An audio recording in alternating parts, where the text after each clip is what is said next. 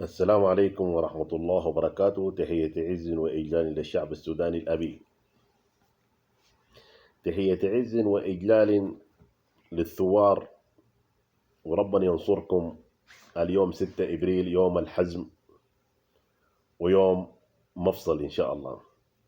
تحية عز وإجلال للجرحى، وربنا يشفيهم ويعافيهم يا رب.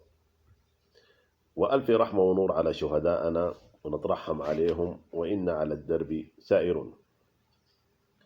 بعد التحية والتقدير والتجلة لكل إنسان سوداني شريف كافة بدون فرز داخل السودان أو خارج السودان. عايز أوجه نصيحة لأفراد الشرطة. اليوم يوم 6 إبريل يوم السبت 2019 يوم مفصلي، يوم غير الأيام العادية. رسالتي لكم أي واحد يفكر بعقل ولا ينصاع للأوامر اللي بتوجهوا لقتل وضرب الثوار.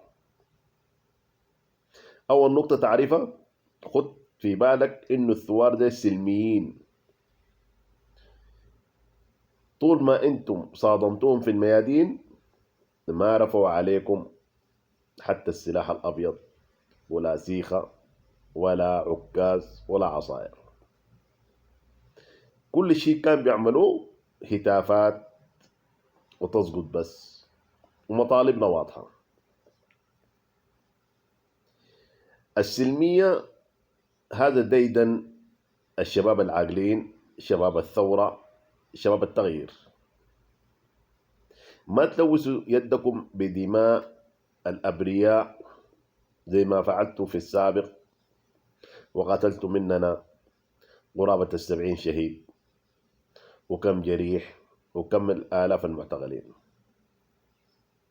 اليوم ده يوم مفصلي لا رجع فيه. ده يوم نداء السودان، والناس جو من كل فج عميق.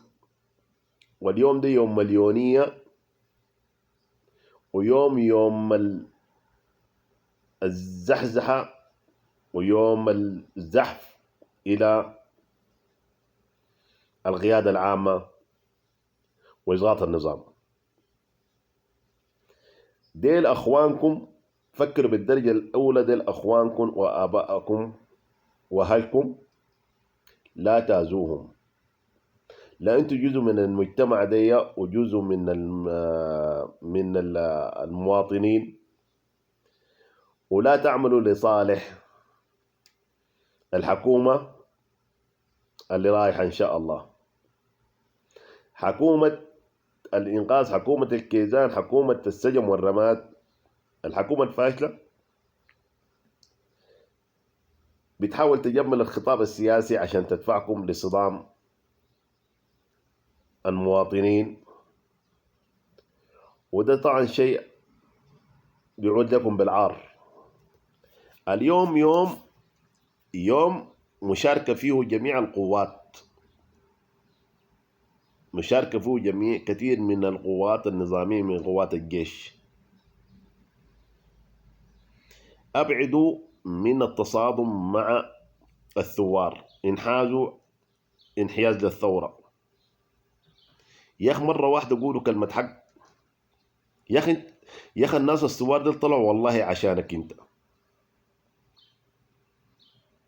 انت يا شرطي اقل فئة بتاخد مرتب. يا اخي ده نخلي يدك عفيفة يا اخي عشان ما تكون محتاج وما تمدك يدك للرشوة، عشان لما تمشي بيتك عزيز مكرم ورافع راسك عشان اولادك يفتخروا بيك، يقولوا ده ابونا شرطي وبيحمي المواطن وممتلكات المواطن. ما تعمل صورة سلبية لأولادك وللمجتمع من حواليك وجيرانك والناس تنبذك وتكون مكروه في المجتمع. نحن نعذرك صح انت يعني كشرطي ولابس لبس الشرطة، ربما يمكن يكون الامر صعب بالنسبة لك، لكن ممكن تلبس مدني وتشارك اليوم في إسقاط النظام بدلا من قمع الثوار.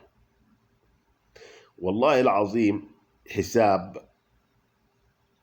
حساب يوم الله عظيم، حساب حيكون عسير جدا، حساب حيكون عسير جدا جدا لو مديت يدك وضربت ذخيرة أو بومبان وعوقت لها واحد، حتى لو عوقت لها واحد بس تعويق مش قتلته. يا أخي نظام فاشل وانتم مقتنعين بالكلام ده. تقتلوا الأبرياء، والله دم الشهداء دي كله اخواننا في عنقكم والله العظيم. يا أخي لا طاعة لمخلوق في معصية الله. قتل الأبرياء معصية.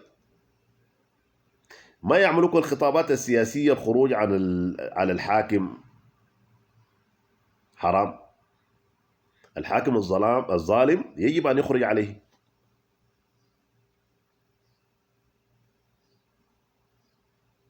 وين العيش الكريم؟ وين مواردكم كلها تسرق؟ وين حقوق الإنسان؟ وين الحرية؟ وين المساواة؟ وين العدالة؟ دي شرذمة بتاعت كيزان مسيطرين على الحكومة ومشينا بفساد، وهم ما عليهم من حساب الله سبحانه وتعالى، وبياكلوا في الحرام والثراء الحرام وانت تاكلوا الفتات. نحن ما بنقول لك انت امشي كابس معاهم واكل الحرام يا اخي، عيب يا اخي، عيب وحرام يا اخي. شخصية الانسان السوداني مو كده. على كل، يوم 6 ابريل يوم مفصلي، يوم ما فيه رجعة. اليوم الشردة للتأشيرات.